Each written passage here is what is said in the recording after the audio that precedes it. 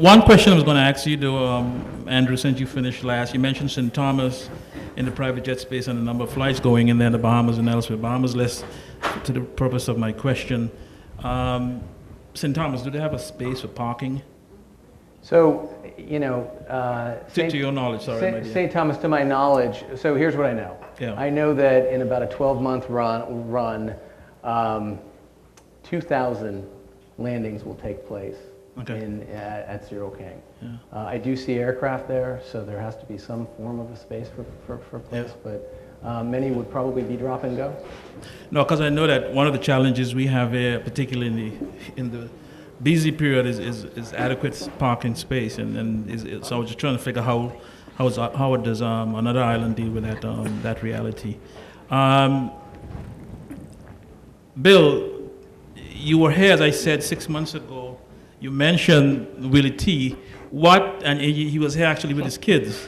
What was their experience having been in the BVI for, it was a week, I think it was. Mm-hmm. What was the takeaway that they constantly harass you about? You told me when I spoke to you a couple of days ago, you went down to Miami and they said, why are we going to Miami and why not the BVI? Yeah.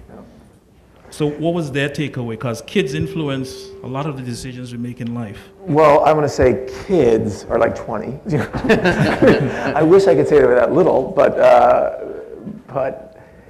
it's funny. When you were talking earlier about the chain hotels, and we've seen this for our readers in the magazine. Mm-hmm. There used to be a time that you loved a chain hotel because an American made you feel safe, right? The Ritz-Carlton, I know what's going to be there. And somehow was so, when you think about it retrospectively, it's so crazy. You would be in Mexico, and yet there'd be this English portrait with this burled wood, and you'd be like, what does this have to do with Mexico? I have no idea. But it made you feel safe, right? And I think to answer your question, I think what people are looking for today isn't that. The fact that we were at Little Dick's Bay at this historic place that had so much history to it, and every time we'd sit down and we'd engage in someone who was working there and say, well, this building is amazing. Well, how was this built? And they tell a story, and the kids would be involved and they'd be engaged. And it really is, you get to a certain level where thread count doesn't mean anything. Everyone's got a good thread count. Everyone has really good soap. It's not like, this customer, it really was about the history of the place. They felt like they were engaging in a part of a history and not just on a beach vacation. And the second part was clearly the sailing. I mean, going on the boats was unbelievable, going to different islands. I mean, it was just such a part of the trip that if you're on a beach somewhere that doesn't have that available, just adds a whole different layer of sort of excitement and activity. Okay, I want to take some questions from the floor.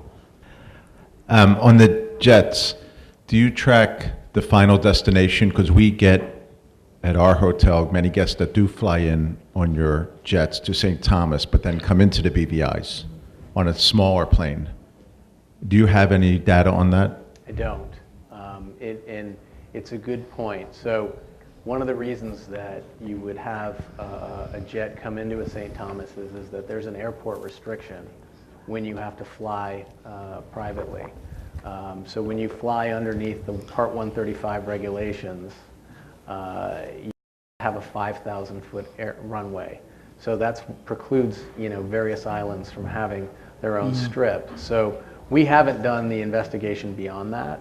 And the only way we would ever know that is if we had something that was a receptacle on the other side, e.g. a partner that might be able to track somebody from when they touched down and then where they ended up. But so in certain destinations, Aspen came up, and this is a great example where not only have they sort of neutralized seasonality, but we also have really strong partnerships. We're the official provider for Aspen Snowmass. So we know when someone lands pretty much what happens to them. So that is in our blood per se, but it just doesn't exist here yet.